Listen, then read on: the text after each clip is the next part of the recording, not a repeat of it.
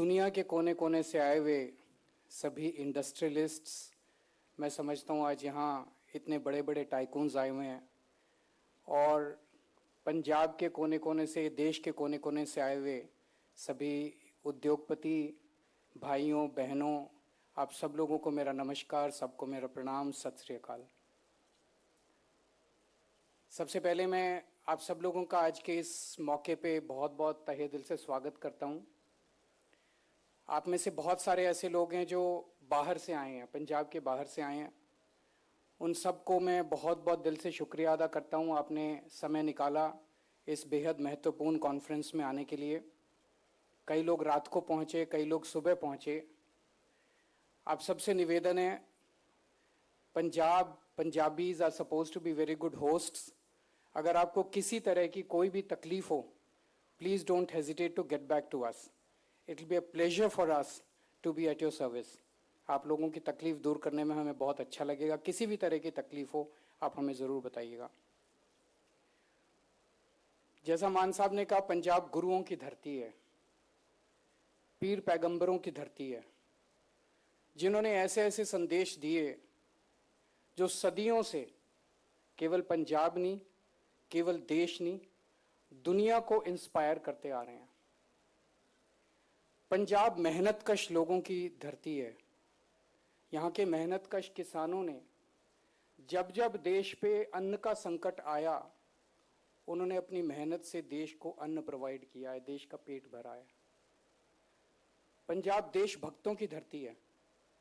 स्वतंत्रता सेना संग्राम में, फ्रीडम स्ट्रगल में सबसे ज़्यादा कुर्बानी देने वाले पंजाबी थे और आज भी हमारी फौज में सबसे ज़्यादा पंजाबी आज आपको देखने को मिलते हैं। और पंजाब एंटरप्रेन्योर्स की धरती है, बिजनेसमैन की धरती है। यहाँ के खून में एंटरप्रेन्योरशिप है। बच्चा पैदा होते ही ये सोचता है कि क्या करना है आगे चल के। एक मजाक चलता है कि अगर कल को चांद पे मनुष्य का निवास हुआ तो सबसे पहले वहाँ पे पंजाबी ढाबा खुलेगा। एक टाइम ऐसा था 1980s में, जब पंजाब नंबर 1 पे होता था देश के अंदर पर कैपिटा इनकम में। पंजाब नंबर 1 पे होता था इकोनॉमिक स्टेटस में। पूरे देश के अंदर इकोनॉमिकली पंजाब सबसे डेवलप्ड, तरक्की करने वाला राज्य होता था। लेकिन पिछले 40 साल के अंदर कुछ हुआ ऐसा कि धीरे धीरे धीरे धीरे करते करते आज पंजाब 18वें स्थान पे पहुंच गया, 18th। पिछले 40 साल में क्या हुआ, मैं उसमें नहीं जाऊंगा, because this is not a political platform.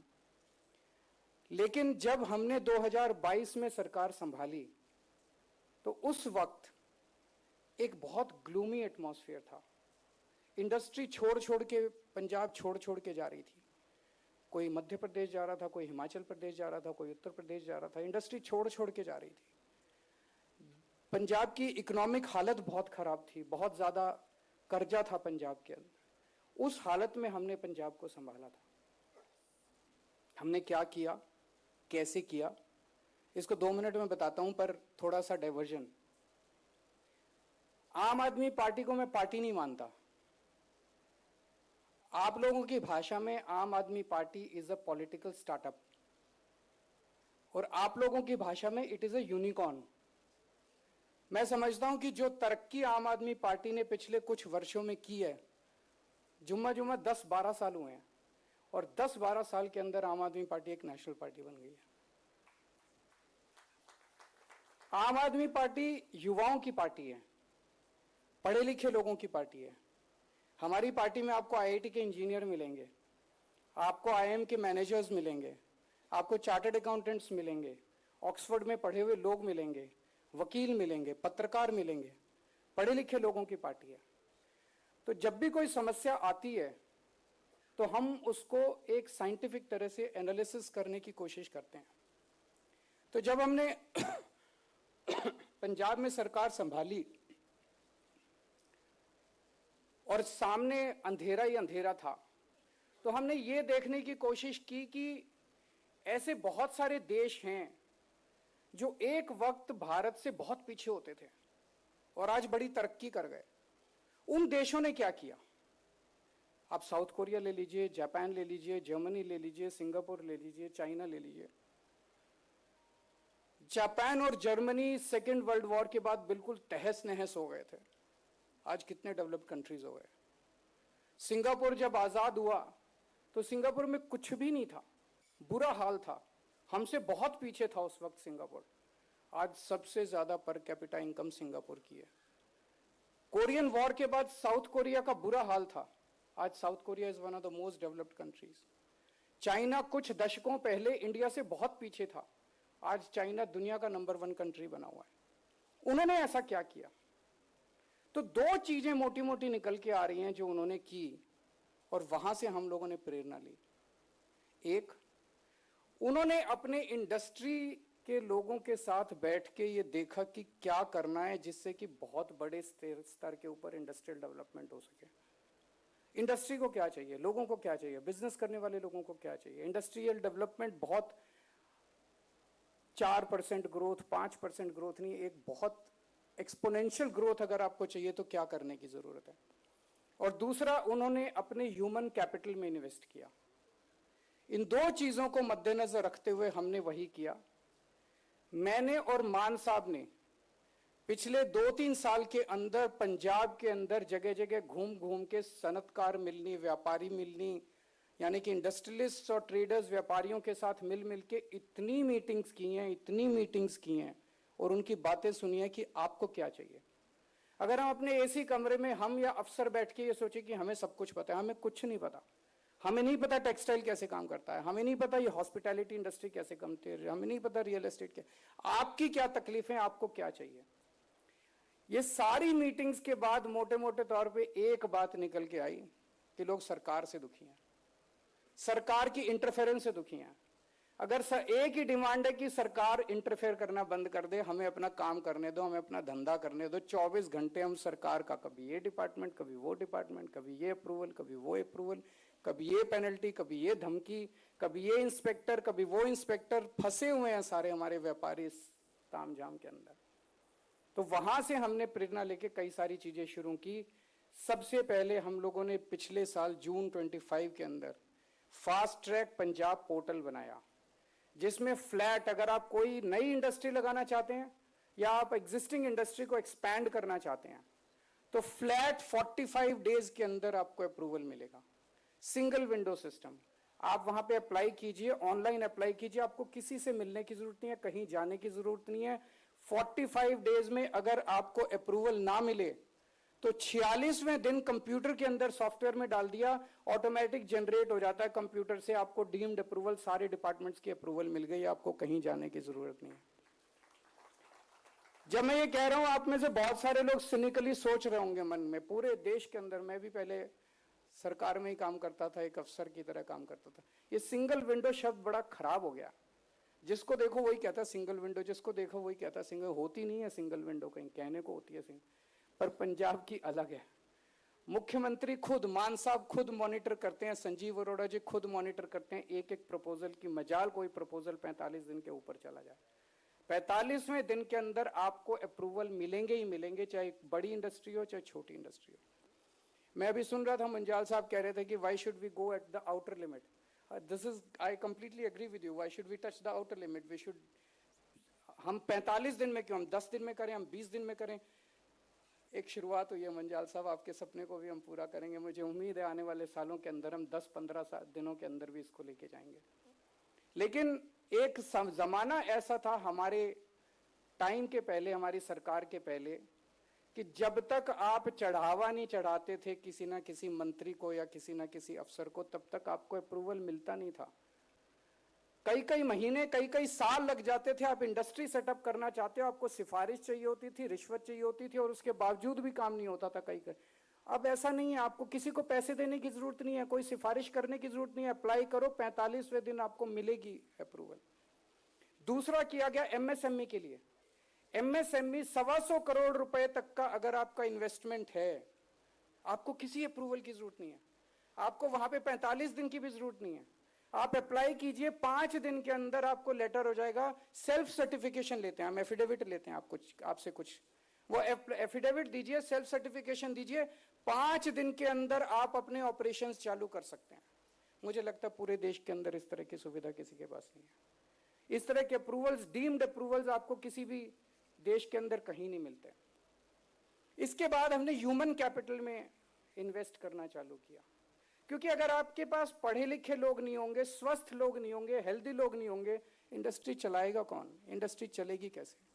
जैसा मैंने कहा, बाकी सारी कंट्रीज को जब हमने स्टडी किया तो हमने ये देखा कि उन्होंने सबसे ज्यादा, जापान ने, जर्मनी ने, सिंगापुर ने, मैंने ली कुआं यू की किताब पढ़ी है, उन्होंने सबने सबसे ज्यादा इन्वेस्ट अपने हेल्थ और एजुकेशन में किया। वही हमने पंजाब के अंदर, पहले हमने दिल्ली में किया, पंजाब के अंदर इन्वेस्ट करना चालू किया। आज मुझे बेहद खुशी है ये कहते हुए कि सेंट्रल गवर्नमेंट ने एक स्टडी करवाई है, हमने नहीं की, सेंट्रल गवर्नमेंट की स्टडी है, सारे स्टेट्स की। जब हमने सरकार संभाली थी, पंजाब शिक्षा के क्षेत्र में 18वें नंबर पे था। पिछले साल पंजाब शिक्षा के क्षेत्र में नंबर 1 पे आया पूरे देश के अंदर। Just in 3 years, last year, just in 3 years, we are at number 1 position in education. आज हमारे सरकारी स्कूलों के पंजाब के बच्चे, जिनको पहले बेचारों को ये नहीं पता था जेई होता क्या है, उनको ये नहीं पता नीट होता क्या है, उनको पेपर पता नहीं थे, आज सरकारी स्कूलों के पिछले साल 300 सरकारी स्कूलों के बच्चों ने जेई पास किया है, 800 सरकारी स्कूलों के बच्चों ने नीट पास किया है। आज हमारे सरकारी स्कूलों के टीचर्स को फिनलैंड, सिंगापुर, कनाडा ट्रेनिंग के लिए भेजा जा रहा है, और एक पूरे माहौल के अंदर एक बहुत पॉजिटिविटी है कि बच्चों को भी लग रहा है कि हमें अच्छी शिक्षा मिल रही है। हेल्थ के क्षेत्र में भी, पहले अगर किसी के घर में कोई गरीब आदमी और बीमार हो जाए, आप सुनते होंगे पहले किसान कितनी खुदकुशी करते थे, और एक बहुत बड़ा कारण किसानों की खुदकुशी का था, घर में कोई बीमार हो गया, लोन लेना पड़ गया, लोन वापस नहीं कर पाया, उसने खुदकुशी कर ली। अब अगर कोई बीमार होता है तो उसे खुदकुशी करने की जरूरत नहीं है। सरकारी अस्पताल बहुत अच्छे कर दिए, और अभी जो 10 लाख रुपए की स्कीम आई है, आप सबसे बड़े से बड़े मैक्स, फोर्टिस, जितने भी बड़े बड़े हॉस्पिटल आप इमेजिन कर सकते हैं, वहां पे गरीब किसान और गरीब मजदूर को 10 लाख रुपए तक का फ्री इलाज, चाहे कोई भी बीमारी हो उसका इलाज फ्री होता है। इस तरह का यूनिवर्सल हेल्थ केयर, यूनिवर्सल सुरक्षा चक्र आपको कहीं देखने को कहीं भी नहीं मिलेगा। और इन सब का नतीजा आना चालू हुआ, जो भी संजीव अरोड़ा जी ने कहा, पिछले 4 साल में 1.5 लाख करोड़ रुपए की इन्वेस्टमेंट पंजाब में आई है। और ये मैं एमओयूज की बात नहीं कर रहा, 1.5 लाख करोड़ रुपए की इन्वेस्टमेंट जो शुरू हो गई है, जमीन खरीद ली गई है, प्रोजेक्ट्स आर ऑन ग्राउंड, शुरू हो चुकी है, जिससे 5.5 लाख नौकरियां जनरेट होंगी हमारे बच्चों के लिए। और आने वाले समय के लिए और भी बहुत इंप्रेसिव टारगेट्स रखे गए हैं। अब एक विचार मैं अंत में आप लोगों के सामने छोड़ के जाना चाहता हूं, जो मुझे बहुत ट्रबल करता है। हमारा देश, मैं समझता हूं, बहुत महान देश है, बहुत पुराना देश है। हमारे देश को, जैसे भी मान साहब ने कहा, भगवान ने क्या नहीं दिया, सब कुछ दिया भगवान ने। मैं हमेशा कहता हूं कि जब भगवान ने पृथ्वी बनाई तो सबसे संपन्न और सबसे खूबसूरत देश उसने भारतवर्ष को बनाया। हमें पहाड़ दिए, हमें सारी जड़ी बूटियां दी, नदियां दी, सारे खनिज पदार्थ दिए, आयरन और ये वो कोयला, क्या नहीं दिया भगवान ने, कोई कसर नहीं छोड़ी हमें देने के लिए। और जब भगवान ने इंसान बनाया तो सबसे इंटेलिजेंट इंसान उसने भारत में बनाए। हमारे लोग सबसे इंटेलिजेंट हैं, जहां दुनिया में जाते हैं वहीं हमारे लोग राज करते हैं। दुनिया के ग्लोबल सीईओज उठा के देख लीजिए, माइक्रोसॉफ्ट का सीईओ इंडियन, अल्फाबेट का सीईओ इंडियन, आईबीएम का सीईओ इंडियन, एडोब का सीईओ इंडियन, चैनल का सीईओ इंडियन, नोवार्टिस का सीईओ इंडियन, पालो ऑल्टो का सीईओ इंडियन, और यहाँ जितने बैठे हुए हैं ये हमारे देश को नाम रोशन कर रहे हैं हमारी पूरे दुनिया के अंदर। तो भगवान ने हमें सब कुछ दिया, टैलेंट दिया, सारे रिसोर्सेज दिए। मुझे गर्व है अपने देश के ऊपर, और मुझे गर्व है अपने देश के लोगों के ऊपर, लेकिन मुझे बेहद दुख होता है जब हम चाइना से खिलौने इंपोर्ट करते हैं। मैं पढ़ रहा था चाइना से हम क्या क्या इंपोर्ट करते हैं, आपको भी जान के ताज्जुब होगा। आज मैं सुबह बात कर रहा था किसी और से, प्लास्टिक की बाल्टियां इंपोर्ट करते हैं हम चाइना से, सारी स्टेशनरी इंपोर्ट करते हैं चाइना से, रसोई में जो डिब्बे रखते हैं ना, जिसमें मसाले रखते हैं, वो डिब्बे प्लास्टिक के हम चाइना से इंपोर्ट करते हैं। एलईडी बल्ब इंपोर्ट करते हैं, डेकोरेटिव लाइट्स इंपोर्ट करते हैं, इलेक्ट्रिक केटल्स इंपोर्ट करते हैं, तारें इंपोर्ट करते हैं, मोबाइल फोन चार्जर इंपोर्ट करते हैं, अलार्म क्लॉक इंपोर्ट करते हैं, प्लास्टिक के खिलौने इंपोर्ट करते हैं, बैटरी के खिलौने, लक्ष्मी गणेश जो पूजा करते हैं हम दिवाली के मौके पे वो भी इंपोर्ट करते हैं। बहुत लंबी लिस्ट है। रावण, मेघनाथ, कुंभकर्ण जो ये हम खुद नहीं बना सकते क्या? ये हम खुद नहीं बना सकते क्या? हम खुद भी बना सकते हैं।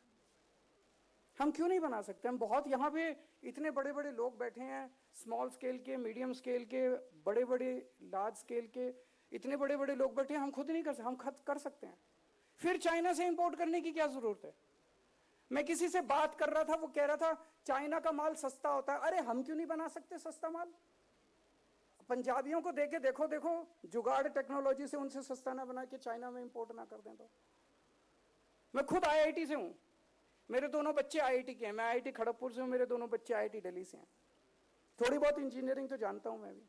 हमें मौका तो दो। हमें को 75 साल में हमारे देश की सरकारों ने हमारे देश के लोगों पे यकीन नहीं किया। यहाँ बैठे हुए लोग बहुत टैलेंटेड हैं, इस हॉल के अंदर बैठे हुए, बाहर बैठे हुए लोग बहुत टैलेंटेड हैं, उनको मौका तो दो। हमारे सिस्टम इतने खराब हैं देश के अंदर कि किसी को कुछ करने ही नहीं देते। बड़ा मुंह छोटी बात होगी, लेकिन मेरी आज आप लोगों से गुजारिश है। अभी बातचीत चल रही थी कि हमें देश में नंबर 1 बनना है, हमें चाइना को हराना है, वो हमारा टारगेट होना चाहिए। तेजाब पिक्चर आई थी एक, माधुरी दीक्षित और अनिल कपूर की, उसमें एक गाना था, इसको हराया तो क्या किया, उसको हराया तो क्या किया, दारा सिंह को हराओ तो जाने। मतलब ऐरे गैरों को हराया तो क्या किया, दारा सिंह को हराओ तो जाने। मैं आज आप लोगों को ऑफर कर रहा हूं, और मान साहब इसमें मेरे साथ हैं, पूरी पंजाब सरकार मेरे साथ है। आप हमें बताओ कि चाइना को हराने के लिए आपको क्या चाहिए, हम पंजाब में आपको वो सब प्रोवाइड करके देंगे। और ये बात केवल प्रॉफिट की नहीं है। मेरा खून खौल उठता है जब मैं देखता हूं कि प्लास्टिक की बाल्टियां हम चाइना से 75 साल आजादी के बाद हम प्लास्टिक की बाल्टियां नहीं बना सकते, हम फोन चार्जर नहीं बना सकते, हम अपने लक्ष्मी गणेश नहीं बना सकते। 75 साल में हम ये भी नहीं कर पाए, तो ये देशभक्ति की बात है, देश के लिए करना है आप लोगों को। आप हमें बताओ कि आप चाइना को एक्सपोर्ट करना चालू करो, ये सारी चीजें, उनके जो भी भगवान है यहां से जाने चाहिए। अब उनके भगवान, हम आपको वो एनवायरनमेंट देंगे। और ये खोखली प्रॉमिस नहीं है। आपने देख लिया केजरीवाल ने जो गारंटी पिछले चुनाव के पहले करी थी, लास्ट गारंटी पूरी कर दी। आज ये गारंटी आप सब लोगों के सामने करके जा रहा हूं। अगर आप हमें बताते हैं, आप हमें गाइड कीजिए, हम वो सारी चीजें आपको देंगे। मैं बहुत बहुत शुक्रिया अदा करता हूं आप सब लोगों का आने के लिए, और यही कहना चाहता हूं कि जो आज आपके सामने सरकार है, स्पेशली जो लीडरशिप है, मान साहब is famous to be a very very popular people's man. लोगों के नेता हैं, लोगों के बीच में रहते हैं, कभी भी मिल सकते हो आप उनसे, रात को 12 बजे 2 बजे कभी भी मिल सकते हो। मैं नहीं समझता आपको ऐसा मुख्यमंत्री दोबारा मिलेगा। संजीव अरोड़ा जी, उन्होंने तो दिल जीत लिया इंडस्ट्री का, मैं समझता हूं।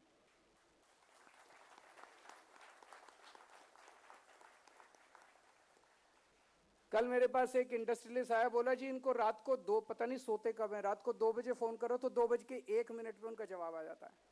रात को 3 बजे फोन मैसेज भेजो तो 3:01 पे उनका जवाब आ जाता है।